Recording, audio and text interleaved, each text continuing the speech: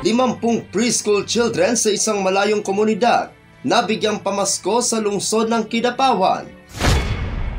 World AIDS Day 2024 isinagawa sa lungsod ng General Santos.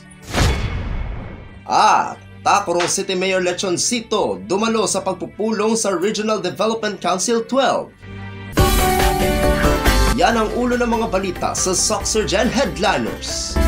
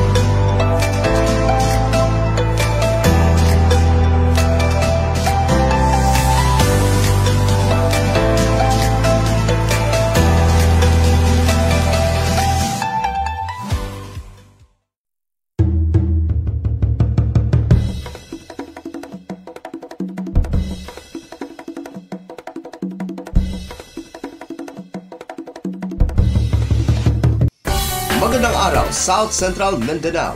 Narito na ang mga pangunahing balita sa Soxergen Headliners ngayong Disyembre 6, taong 2024.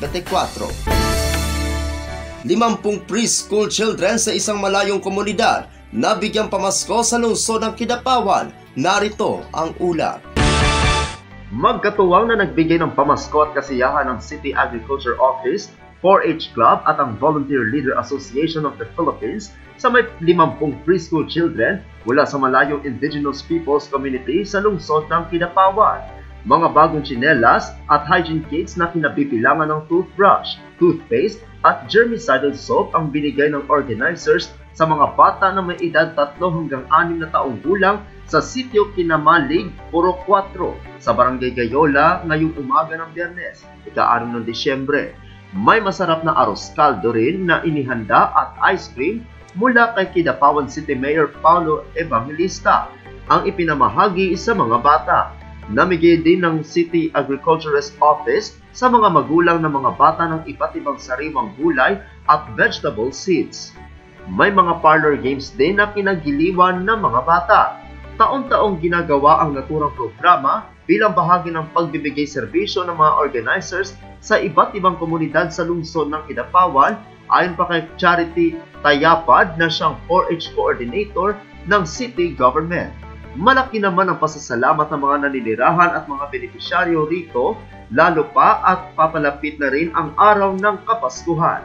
Ako ang inyong kaibigang Apolinario Tardivalensia para sa Soxergen Headliners. World AIDS Day 2024 isinagawa sa lungsod ng General Santos. Narito ang ulat. Ginanap kahapon, ika-5 ng Disyembre taong kasalukuyan, ang World AIDS Day 2024 sa Golden State College, Lagaw Campus, kung saan nagbigay ng mensahe si General Santos City Mayor Lori D. Geronimo Pacquiao. Ang kaganapan ay naglalayong itaas ang kamalayan tungkol sa HIV/AIDS at magbigay ng tamang impormasyon ukol sa mga hakbang para maiwasan ang sakit at matulungan ng mga apektadong individual. Dumalo sa naturang pagdiriwang ang mga mag-aaral, guro at mga lokal na pinuno. Ipinahayag ng alkalde ang kanyang buong suporta sa mga programa laban sa HIV/AIDS at ang kahalagahan ng pagkakaroon ng edukasyon at malasakit para sa mga taong naapektuhan ng virus. Tiniyak ni Mayor Lori Geronimo Pacquiao na ang lokal na pamahalaan ay patuloy na magsusulong ng mga proyektong magbibigay ng tamang edukasyon, serbisyong pangkalusugan at suporta para sa mga kababayan na may HIV/AIDS. Ako ang inyong kaibigang Apolinario Tardivalensia para sa Soxergen Headliners. Para sa uling balita, Tacurong City Mayor Lechoncito dumalo sa pagpupulong sa Regional Development Council 12. Narito ang ulat. Dumalo si Tacurong City Mayor Joseph George L. Lechoncito, MDDPA, sa 87th regular meeting ng Regional Development Council o RDC-12 noong ika-4 ng Disyembre taong kasalukuyan sa lungsod ng Coronadal. Si Mayor Lechoncito ay ang co-chairperson ng Macroeconomy Development Administration and Finance Committee o MEDAFC-12, isang sectoral committee ng RDC.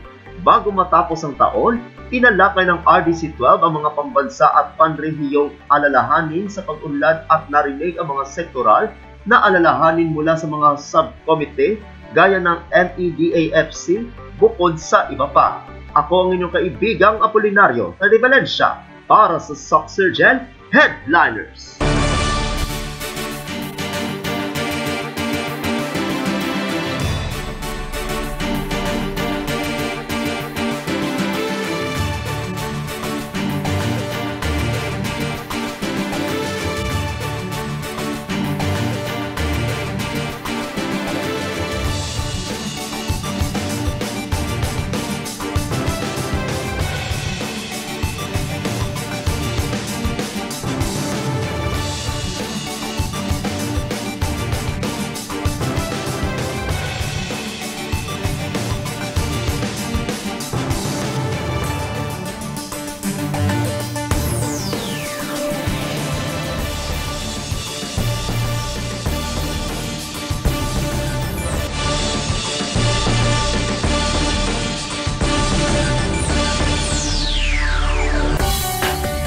Atin ang kabuuan mga balita sa araw na ito. Mga balitang kailangan ninyong malaman, balitang walang kinakampihan, balitang totoo, balitang may dalang aral at inspirasyon. Ito ang Soxurgen Headliners. Hanggang bukas, maraming salamat at magandang araw, kaibigan.